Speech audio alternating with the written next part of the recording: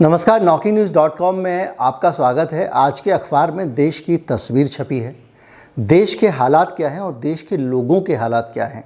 ये तस्वीर उस सारी तस्वीर से अलग है जो नेता लोग दिखाते हैं, जो बयानात में आती है या रोज़मर्रा की अखबार की रिपोर्ट में आती है।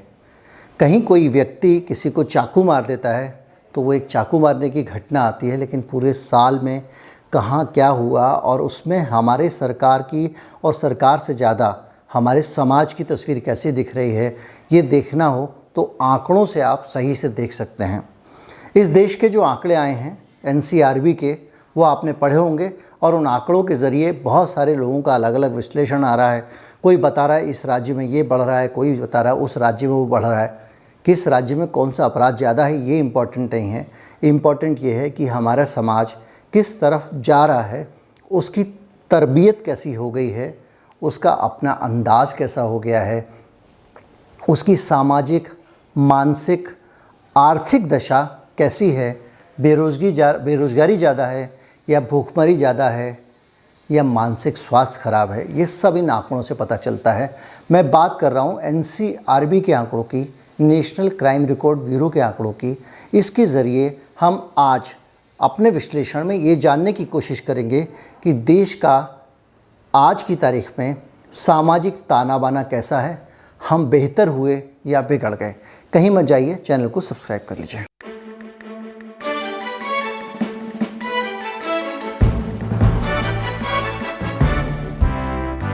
हम देश में अगर महिलाओं की दशा की तरफ जाएं तो आज के आंकड़े बहुत ज़्यादा संकेत देते हैं और समझने को विवश करते हैं और कुछ खोपड़ी जो है उसमें भी शुद्धिकरण की कोशिश करते हैं।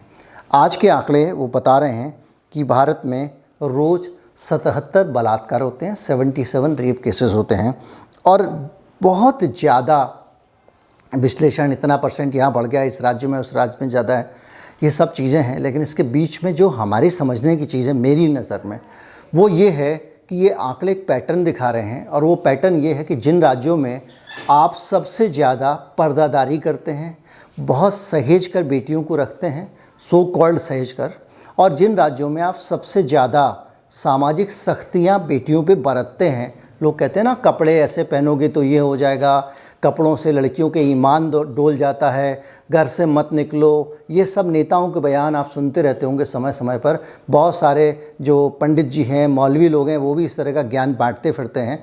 उनको खुद अपने बारे में भले ही कुछ ना पता हो, और उस ज्ञान को बांटने वाले लोगों को ये आंकड़े आज आईना दिखाते हैं। सबसे ज़्यादा राजस्थान की जो समाज है उसको लोग कहते हैं कि ये संयमित समाज है, पर्देदारी वाला समाज है। यहाँ का वैल्यू सिस्टम ऐसा है कि लड़कियाँ बहुत ज़्यादा, आप उम्मीद नहीं कर सकते राजस्थान हो या उत्तर प्रदेश हो कि बहुत ज़्यादा जगहों पे कोई लड़की आराम से स्कर्ट पहनकर घर से बाहर जा सकती है और कम से कम रात को देर तक बाहर रुक सकती है। ये तो बहुत ही बड़ा खतरा है। और इन समाजों के अंदर सबसे ज़्यादा बलात्कार के मामले आए हैं, सबसे ज़्यादा उस समाज में मामले आए हैं जो सबसे ज़्यादा गरिमामयी समझा जाता है, जो हमारे जो फ्यूडल सोसाइटी है, जो राजतंत्रात्मक तरीके से, परंपरागत तरीके से परंपराओं को मानने वाली सोसाइटी है, उस सोसाइटी के अंदर से इतने मामले आ रहे हैं। दूसरा राज्य उत्तर प्रदेश है। उत्तर प्रदेश की दशा देखिए आप। उत्तर प्रदेश में भी जो है, आप किसी बहुत कम ऐसे शहर होंगे जहाँ पे लड़कियाँ अपनी मर्ज़ी की पोशाक पहन सकें। पहले तो घर वाले ही जो है वो जानते हैं और आक्रांत रहते हैं, और उसके बाद में जो है वो सामाजिक दबाव भी है, और सब के बावजूद लड़कियां वहाँ निशाने पर आ रही हैं। ये उत्तर प्रदेश का भी हाल है। उत्तराखंड तो बिल्कुल आप समझ ही लीजिए कि अभी एक विकसित होने की अवस्था में राज्य है, और वहाँ पे भी सिर्फ लड़कियां ही नहीं, बच्चों के साथ भी यौन अपराध बहुत ज़्यादा पाए गए हैं। ये मैं इन राज्यों को बदनाम करना नहीं चाहता हूँ, मैं ये पैटर्न बताना चाहता हूँ कि हमारे देश में जो कपड़े, जो पोशाक को लेकर हम लोग कहते हैं कि लड़कियाँ अगर ढकी हुई पोशाक पहनेंगी तो उनको समझना चाहिए कि बलात्कार बुर्के वाली महिलाओं के साथ भी लोग कर देते हैं, छोटी सी बच्ची के साथ भी कर देते हैं। और ये क्राइम के आज के आंकड़े बता रहे हैं कि जो है वो आप जो समझते हैं वो सही नहीं है। बलात्कार की बीमारी बलात्कारी के दिमाग में होती है, पीड़ित के वस्त्रों में नहीं होती है।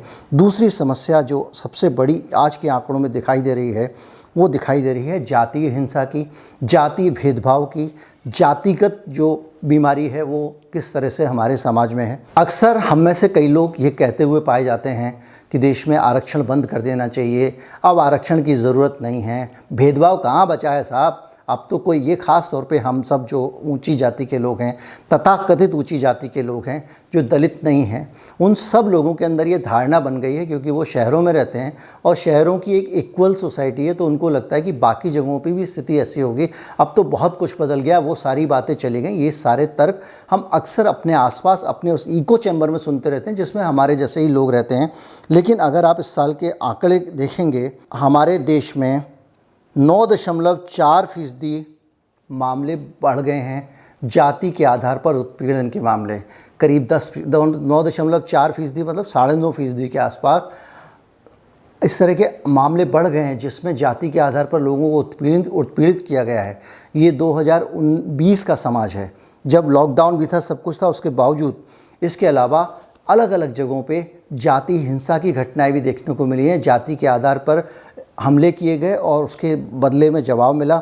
ऐसे भी बहुत सारे मामले जाति के आधार पर, जो 50 दंगे रिपोर्ट हुए हैं एनसीआरबी के आंकड़ों के मुताबिक, जो आज निकल कर आए हैं। इससे आप अंदाज़ा लगा सकते हैं कि जो जाति विभेद है वो अभी भी ख़त्म नहीं हुआ है और आज भी हमारे समाज में बहुत सारे रिफॉर्म्स की आवश्यकता है। आंदोलनों के दौरान होने वाली हिंसा और दंगों के मामले भी लगातार बढ़े हैं और ये बढ़कर हो गए हैं, करीब 50% मामले इसी तरह के दंगों के आए हैं। तो आप अंदाज़ा लगाइए कि इस देश में जो टॉलरेंस का लेवल है 2020 में वो क्या रहा। इसका मतलब ये है कि लोग प्रोटेस्ट करने गए होंगे और सरकार ने उनकी मांगों को नहीं सुना होगा। अब आप सोचेंगे कि प्रोटेस्ट करने गए मानों को नहीं, तो कोई दादागिरी थोड़ी चल रही है, दिमाग में सीधे यही आता है। लेकिन वो जो प्रोटेस्ट होते हैं, जो वायलेंट प्रोटेस्ट होते हैं, जो सड़क पे प्रोटेस्ट होते हैं, वो प्रोटेस्ट अचानक एक दिन में नहीं होते हैं। एक आदमी धरना देता है, आप उसको नज़रअंदाज कर देते हैं। एक हरिद्वार में आपको याद होगा, एक सज्जन पूरी ज़िंदगी गंगा की सफाई के लिए धरना अनशन करते रहे, उनका निधन हो गया, उनकी मौत हो गई।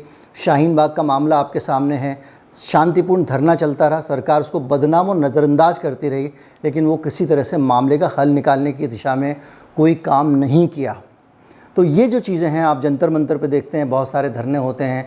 ओआरओपी का मामला था, जो 1 रैंक 1 पेंशन वाला, जिसमें सैनिक लगातार कितने समय से धरना दे रहे थे। जब उनके साथ हिंसा हुई और सरकार, चूँकि वो नेशनलिस्ट सरकार है और सैनिकों के साथ बदसलूकी की खबरें जब टीवी पर दिखी, तब जाके उसने उसको मैनेज किया किसी तरह से, और आज भी 1 रैंक 1 पेंशन उस तरह से नहीं मिल पाई है। तो ये कुल मिला के जब आप शांतिपूर्ण गांधीवादी तरीके और उनका सम्मान नहीं करते हैं तो हिंसा की स्थितियाँ बढ़ती हैं। ये भी इस पैटर्न है जो 2020 में हमने देखा है। लेकिन सबसे ज़्यादा खतरनाक पैटर्न जो इस देश में आज के आंकड़ों से देखने में आ रहा है, वो पैटर्न सबसे ज़्यादा खतरनाक है, और वो ये है कि हमारे समाज में जो ऐसे अपराध हैं जिनसे किसी को शारीरिक हानि नहीं होती है, जो किसी को शारीरिक हानि नहीं पहुंचाते हैं, वो बहुत तेज़ी से बढ़ रहे हैं और बहुत ज़्यादा बढ़ गए हैं। और बाकायदा जो है इस तरह के मामले रिपोर्ट हो रहे हैं। सरकार ने एक पोर्टल बनाया है जिसमें इस तरह के मामलों की रिपोर्टिंग की जा सकती है। उस पोर्टल के बारे में बहुत सारे लोगों को नहीं पता। आप खुद ही नीचे कमेंट करके बता सकते हैं कि जो नेशनल पोर्टल बनाए जिस पे आप साइबर क्राइम की रिपोर्टिंग कर सकते हैं, उसके बारे में कितने लोगों को पता है। आपके साथ भी साइबर क्राइम हुआ होगा, आप लोगों ने उसकी रिपोर्टिंग नहीं की होगी क्योंकि आपको पता नहीं। उसके बावजूद 2 लाख से ज़्यादा मामले उस पोर्टल पर आ चुके हैं। हमारे जीवन में, हमारे आसपास कोई ना कोई व्यक्ति ऐसा है जिसके साथ में कोई ना कोई साइबर अपराध ज़रूर हुआ है।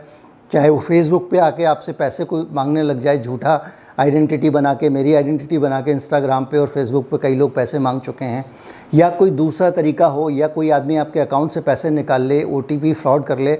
ये सबके साथ कभी ना कभी एक आध बार हुआ है। या आप कोई चीज़ खरीदने बेचने के नाम पे आपको सस्ते दाम में बढ़िया चीज़ का दाम डाल देंगे, उसके बाद में वो आपको इतना ज़्यादा लालची बना देंगे कि आप कुछ नहीं तो उनको कोरियर के पैसे ही पहले भेज देंगे और वो हड़प जाएंगे। इस तरह के बहुत सारे अपराध आते रहते हैं, लेकिन इसकी कहीं कोई रिपोर्टिंग नहीं होती है। लेकिन सोचने की बात यह है कि अपराध लोग कर कौन रहे हैं।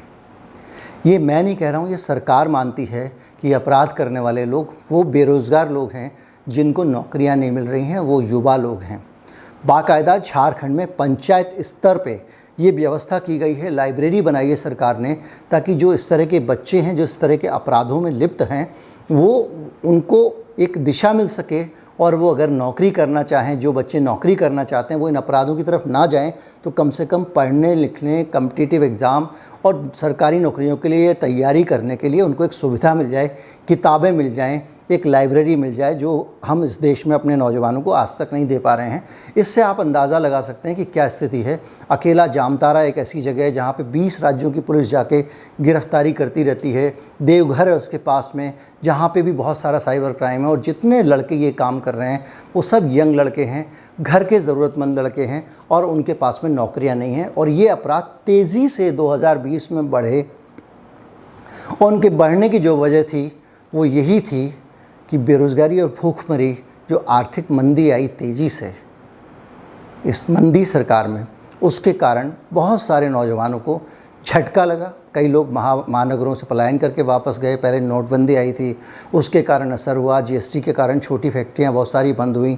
उसके बाद में आप लॉकडाउन देख रहे हैं। तो इन सारी परिस्थितियों के बीच में बहुत बड़ी संख्या में बेरोज़गारी बढ़ी, और उस बेरोज़गारी का रिफ्लेक्शन जो है वो ये जो नेशनल क्राइम रिकॉर्ड ब्यूरो का डाटा है भारत सरकार का, उसमें दिखाई दे रहा है।